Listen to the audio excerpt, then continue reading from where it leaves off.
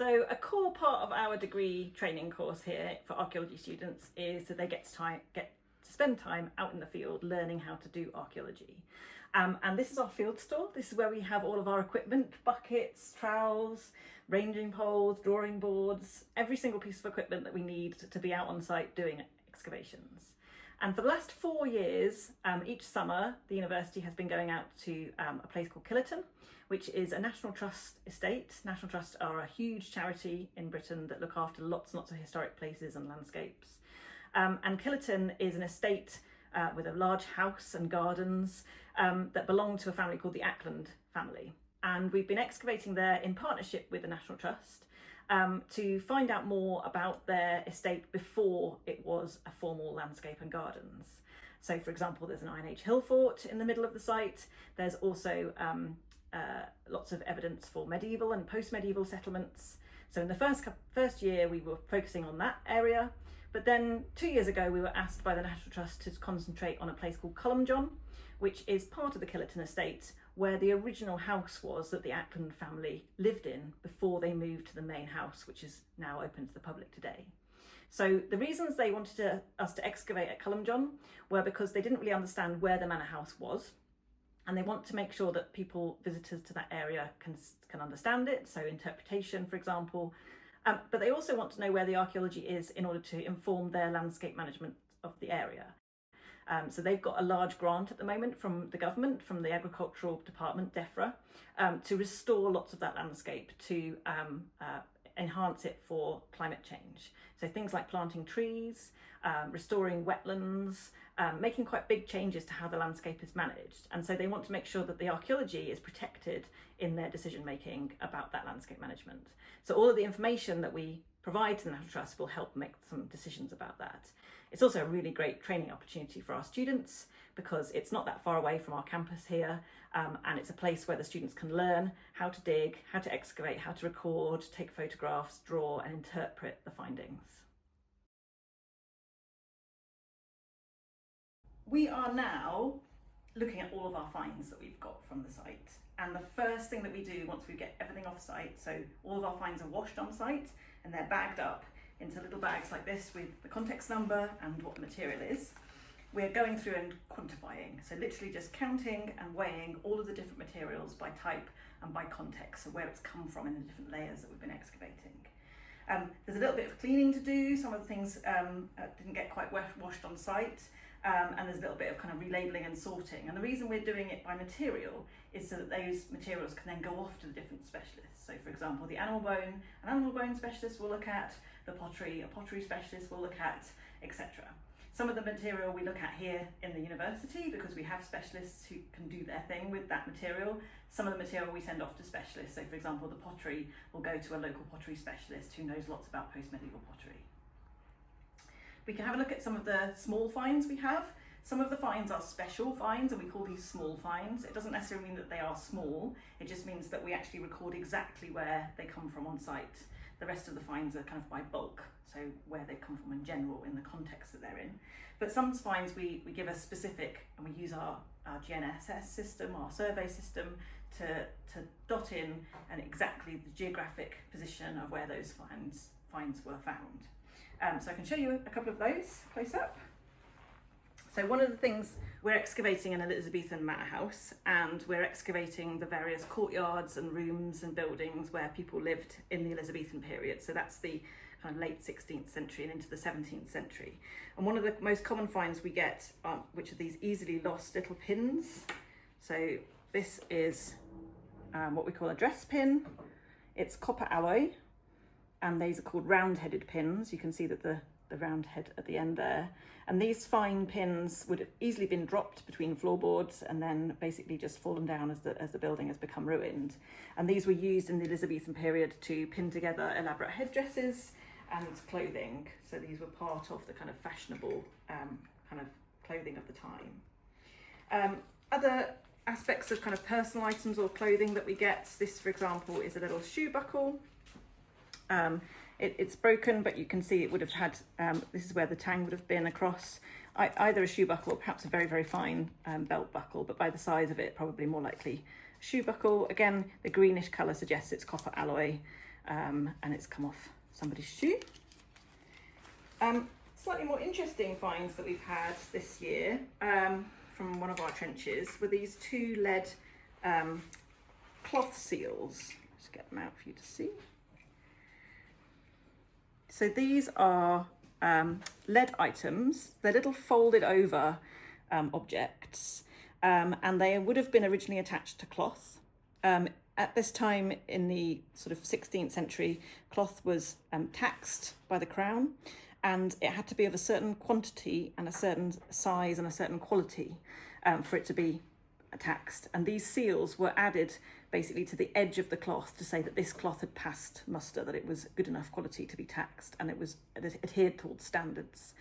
We haven't had a look at these yet, but the little symbols that you can probably just about see on these lead seals should give us an indication when we look at them properly as to where the wool merchants were coming from, so where this cloth was actually being transported from and bought from for the inhabitants of the house.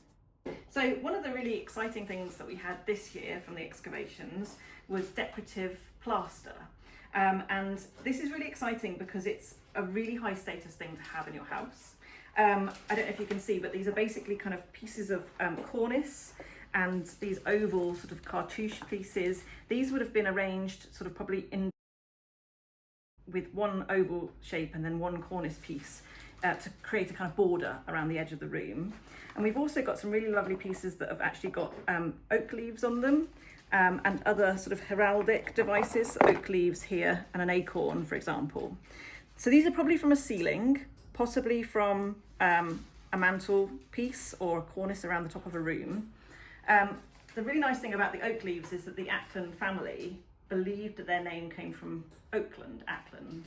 And so we think maybe the Oakland is a reference to their name, which fits really nicely with the idea that we think this house was mostly built by John Ackland in about 1580. We're going to get a specialist to look at this and give us an indication of date. This decorative plaster changes quite rapidly. And so hopefully we should be able to pinpoint whether it definitely is late 16th century or whether it's a little bit later in date. So one of the finds that we have a huge amount of is pottery, and it's a really useful artefact for archaeologists because it's really specific in terms of date. And so we can look at some of these and not only understand kind of what date this material is from, but also where it's come from in terms of where the pottery was made. So we have some quite distinctive pottery from this particular context, which is Trench 3, so it's near our courtyard and our walls of our manor house. This lovely blue and grey pottery is called Westerwald because it comes from a town called Westerwald in Germany, and they use cobalt to make this lovely blue colour. And this is imported ware, so this is the kind of middle class, richer people in England being able to afford foreign and higher quality pottery from abroad. Would have been available in their kind of local markets, but very kind of the poorest people would not have had this on their tables. We also have quite a lot of stoneware. This is an example of, I think this is Raren stoneware, which comes again from Germany. This is a nice example of a kind of fluted base of probably a jug or a vase. And this is called stoneware. You can see it's a very grey colour, the actual fabric of the pot. And again, this is imported from Germany. And we also have some French material. So this lovely green glazed base is from a town called Beauvais, which is just north of Paris in northern France. So again, on the continent of Europe.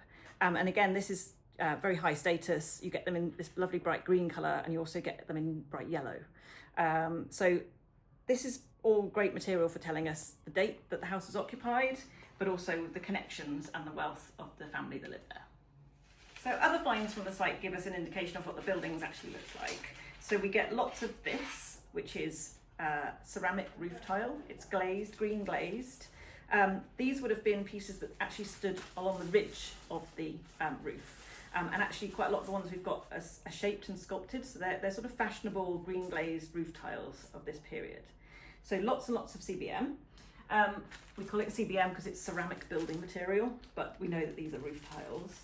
And then we also have quite a lot of roofing slates. So these are the slates that were used to actually cover the whole rest of the roof.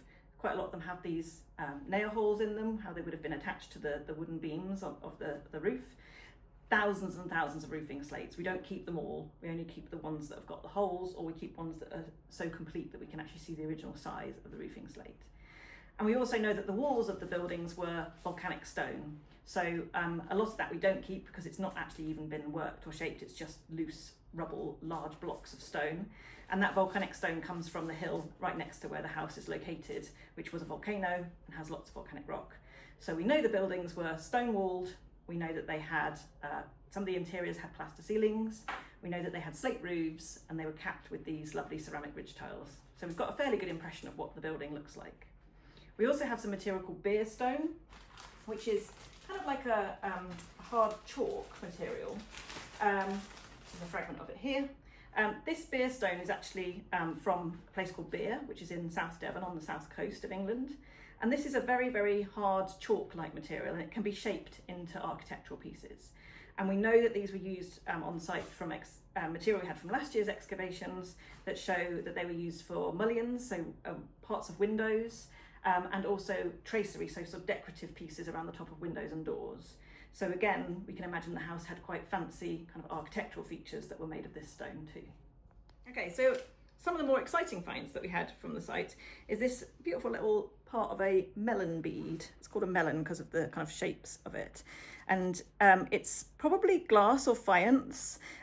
These are Roman in date, although they do get reused in necklaces in the Saxon period as well. So this is much, much earlier than the Elizabethan house that we are excavating. And it was found in a test pit that we dug, so a very small 1 by 1 metre trench, which we dug down through to see if our manor house was extending into a certain area. Below some cobbled surfaces that relate to the later occupation of the site was a kind of a grey clay strip where we think it's probably an early building or something, and this was just sitting on top of it. So that suggests to us that maybe there's early occupation on the site of the manor. And really excitingly, we've just had one of our specialists identify this particular coin. Again, this came from the topsoil, so it's unstratified. It's not from a particular context, but it's sort of kicking around in the plough zone. We've got this coin, which is, we think, Roman.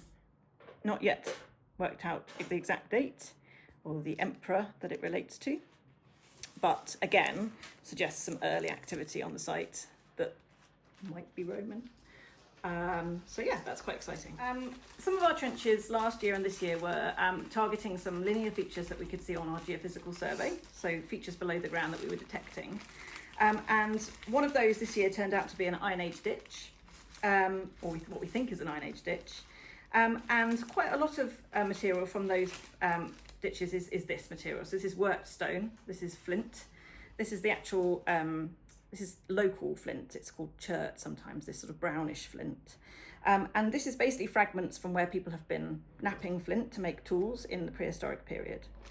And other examples of the flint is actually much blacker, like this example. And that's probably imported flint from somewhere like Beer on the South Devon coast. So these have been worked and shaped. They're just fragments that have been struck off when people are making tools. They're not the actual finished implements, but they show that people were working flint in this area. And we've actually got a scatter of this kind of flint from right across the site. So that suggests that we've got some prehistoric activity or occupation in the Colne Valley way before our manor house gets constructed. One of our trenches, we had a ditch, which we think is Iron Age ditch, and the reason we think that is because we've got very small sherds of black prehistoric pottery. You can tell it's prehistoric because of the kind of, it's got no glaze and it's very kind of rough. It's got lots of inclusions in it, lots of little tiny bits of rock and things in the fabric. And this is, we think, most likely to be Iron Age, although we need to get our pottery specialist to identify it more. Some of our results from this year's excavations were really exciting. The ceiling plaster, for example, the early activity, so potentially that Roman melon bead, for example, which suggests that we do need to go back. We've got more research questions. In fact, we probably have more questions than when we started. That's how archaeology tends to work. We would like to go back to Columbjohn, and the National Trust are very keen for us to do another season there. We have got another project in the offing though, which is a site that's actually under threat. So if we have a successful funding application, we may be shifting for a couple of years to a different site and coming back to Columbjohn later. But the key thing now is to really get everything written up, all the finds looked at by specialists, all the environmental samples looked at, writing up the story of the site as we best understand it now, so that we can then make decisions in the future about what to do next. So as part of our excavations, because it's a National Trust estate that's open to the public and has several footpaths running across it, we always have lots of things to show our visitors, and we also have information for them. And one of our students was given the role of being public engagement person and actually worked with the National Trust to set up a trail, so a kind of a family activity that people could follow on their walk down from the main house to the excavation site. And it was framed around the Civil War story at Columbjohn, because the house had a really important role to play in the English Civil War in the mid-17th century. So children were given the role of cavaliers or roundheads and asked to do various activities on their way. But then we also had finds out for people to look at, and we had students allocated each day to talk to people about what they were seeing in the trenches, and people could wander around and have a look at what we were discovering. We had 1,400 visitors plus, and that's how many we counted, but I'm sure there were some that we missed, over the 4 weeks of the excavations. And we also had an open day on one of the Sundays when the farm, the local farm who look after the land, were having an open farm Sunday. So we also met about 400 people on that day. And in other ways, we've done various things. So for example, later in July, we'll be spending a weekend at Killerton as part of the Festival of Archaeology, when we'll be having some of our finds and some of our results available for people to come and have a look at.